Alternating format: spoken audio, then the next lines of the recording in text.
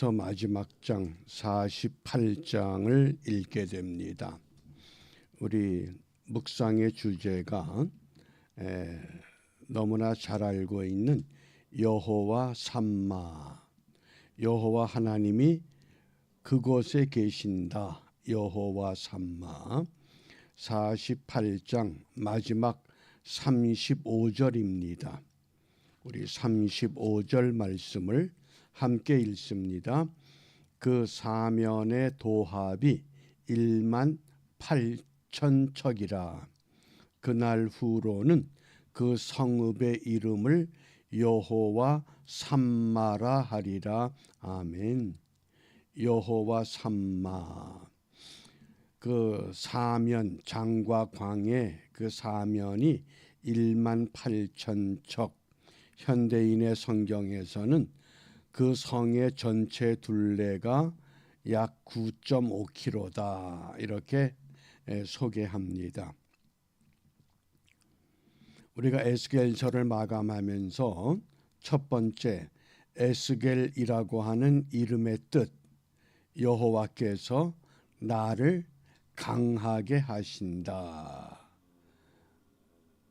God makes me strong, 그렇습니다. 여호와 하나님이 나를 강하게 하신다. 무엇 때문에 강하게 하시느냐? 회복을 위해서. 따라서 은혜라고 하는 것은 회복되는 것을 말합니다. 건강을 잃었던 사람이 하나님의 은혜로 건강을 되찾기도 했습니다. 고난 가운데 있던 사람이 하나님의 은혜로 평강을 얻기도 합니다.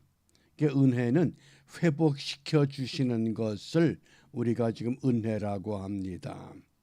그러므로 에스겔서에서 어떤 은혜를 약속하시는가? 하나님의 성전에서 온전히 하나님만을 섬기지 않고 우상을 숭배했던 하나님의 백성들, 그들의 잘못을 하나님은 엄하게 다스렸습니다. 그 결과 나라가 무너지고 바벨론 땅에 또 아수르 땅에 하나님의 백성들이 포로가 되고 말았습니다. 그러나 그들을 포로로 버려두지 아니하시고 다시 예루살렘으로 돌아오게 하십니다. 어떻게? 선지자 에스겔에게 환상을 통해서 너희들이 앞으로 세워야 할 성전, 너희들이 앞으로 나누어야 할 땅, 그러면서 하나님께서 세 가지를 회복을 시킵니다. 첫째, 하나님의 백성, 민족을 회복시킵니다. 민족의 회복. 그 다음 두 번째, 땅의 회복입니다. 무너진 나라에서 흩어진 백성들이 곳곳으로 떠나고 말았습니다. 그런데 그들이 다시 약속의 땅으로 돌아옵니다. 민족이 회복되고 두 번째, 땅이 회복됩니다.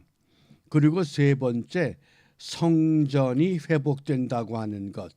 이 세 가지의 회복을 이제 말씀합니다. 그러면 이러한 불가능한 것을 가능케 하시는 하나님의 그 역사가 어떻게 펼쳐지는가? 우리가 그 대표적인 성전이 어떻게 회복되느냐? 먼저 하나님의 영광이 성전을 떠나는 환상을 보게 됩니다. 에스겔 10장 18절과 19절입니다. 여호와의 영광이 성전 문 지방을 떠나서 그룹들 위에 머무르니 그룹들이 날개를 들고 내 눈 앞에 땅에서 올라가는데 그들이 나갈 때에 바퀴도 그 곁에서 함께 하더라. 성전은 하나님이 임재하는 약속의 상징이었습니다. 그런데 백성들이 죄를 범함으로 하나님의 영광이 성전을 떠나고 말았습니다. 성전만 떠난 것이 아닙니다. 에스겔 11장 23절 24절에서는 하나님의 임재, 하나님의 영광이 그들이 살고 있는 성읍, 요즘으로 말하면 그 도시, 그 마을, 그 나라, 그 국가를 떠나고 말았습니다. 여호와의 영광이 성읍 가운데에서부터 올라가 성읍 동쪽 산에 머무르고 주의 영이 나를 들어 하나님의 영의 환상 중에 데리고 갈대아에 있는 사로잡힌 자 중에 이르시더니 내가 본 환상이 나를 떠나 올라간지라. 이 바벨론 땅에 포로가 되어 있는 소망이 없는 백성들, 그들에게 하나님은 에스겔에게 환상을 통해서 너희들이 지금은 이렇게 포로가 되어 있고 소망이 없지만은 반드시 너희들에게 회복의 은혜가 임할 것이다. 그러면서 환상을 통해서 성전을 세우게 하고 땅을 분배하게 하는 이 놀라운 영광을 보여주십니다. 어떻게 회복이 됩니까? 에스겔 43장 4절과 5절입니다. 여호와의 영광이 동문을 통하여 성전으로 들어가고 성전을 떠났던 성읍을 떠났던 그 하나님의 영광이 다시 성전으로 들어오고 영이 나를 들어 데리고 안뜰에 들어가시기로 내가 보니 여호와의 영광이 성전에 가득하더라. 하나님의 영광이 새로 지을 성전, 그 성전에 가득했다고 합니다. 이것은 일시적인 사건이 아니라 오늘 43장 7절에서 아주 중요한 약속을 하셨습니다. 그가 내게 이르시되 인자야 이는 내 보좌의 처소 내 발을 두는 처소 내가 이스라엘 족속 가운데에 영원히 있을 것이라. 하나님의 영광이 이제는 다시는 떠나지 않고 그 성전에 그 처소에 영원히 함께 하시겠다고 하십니다. 이스라엘 족속 곧 그들과 그들의 왕들이 음행하며 그 죽은 왕들의 시체로 다시는 내 거룩한 이름을 더럽히지 아니하리라. 이제는 영원히 함께 하시는 그 하나님, 그러면서 그 하나님께서 오늘 48장 마지막 결론을 내리면서 12지파에게 땅을 나누어 주라고 말씀을 합니다. 땅을 어떻게 나누느냐? 땅을 나누는 이 48장의 말씀을 보면 제일 위에 단 지파부터 시작합니다. 그리고 아셀, 납달리 이렇게 시작해서 마지막 갓 지파까지. 그런데 유다 지파와 베냐민 지파 사이에는 중간에 거룩한 구역을 만들라고 하십니다. 그 거룩한 땅, 그 왕의 땅, 그 중앙에 성소가 뭡니까? 여호와의 영광이 머무는 것. 너희들 이제부터는 하나님 중심의 삶을 회복해야 된다. 그러면 내가 영원히 너희를 떠나지 않을 것이다. 그런데 이 땅을 분배하면서 단 지파는 동편에서부터 서편까지, 서편은 지중해입니다.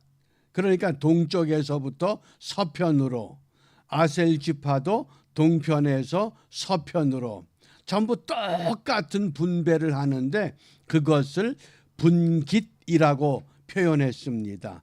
땅을 주는 것이 아니라 단 지파의 분깃, 아셀 지파의 분깃, 납달리 지파의 분깃, 이 분깃이라고 하는 히브리 단어가 에하드입니다. 에하드. 땅의 면적을 말하는 것이 아니라 이 에하드는 어떤 의미가 있느냐? 하나다. 하나. 모든 지파가 똑같은 기업을 받는다고 말씀을 합니다. 어떤 지파는 더 많이 받고 어떤 지파는 덜 받는 과거의 약속의 땅에 분배하던 그런 분배 방식이 아니라 이 에하드라고 하는, 원래 여호수아에서 땅을 분배할 때는 그 땅은 에하드가 아니라 땅이라고 하는 에레츠라는 단어를 썼습니다. 그런데 여기에서는 에레츠가 아니라 에하드, 하나 또는 똑같은, 모든 지파가 하나님 앞에서 똑같은 분깃, 똑같은 몫을 받도록 말씀을 하십니다. 그 대신에 그 유다 지파와 베냐민 지파 그 사이에 성소를 두어라. 하나님 중심이다. 이제부터는 너희들이 흩어지지 않기 위해서, 바벨론의 포로가 되고 아수르의 포로가 되고 죄의 포로가 되지 않기 위해서는 너희들은 성소 중심, 바꿔 말하면 하나님 중심. 로마서 14장 7절에 바울은 이런 고백을 합니다. 살아도 주를 위하여, 죽어도 주를 위하여. 바로 그것이 성소 중심의 신앙이라고 하겠습니다. 그러므로 우리가 이 아침에 에스겔서를 마감하면서 무엇을 기도할 것인가? 여호와 삼마. 그러면 하나님이 그곳에 늘 함께 계시겠다, 이렇게 약속하셨습니다. 그 여호와 삼마가 신약에서 어떻게 성취됩니까? 임마누엘, 하나님이 우리와 함께 계신다. 여호와 삼마는 곧 임마누엘로 우리에게 오셨습니다. 그 예수님께서 예수 그리스도 임마누엘, 이 이름으로 우리에게 오셨기 때문에 우리가 성소 중심의 신앙은 어떤 고백이냐? 예수 내 구주, 예수 내 생명, 예수 내 권세, 이런 고백이 분명해질 수 있습니다. 그러므로 이 아침 시간에 우리가 기도하고자 하는 성구는 베드로후서 3장 13절입니다. 우리는 그의 약속대로 의가 있는 곳인 새하늘과 새 땅을 바라보도다.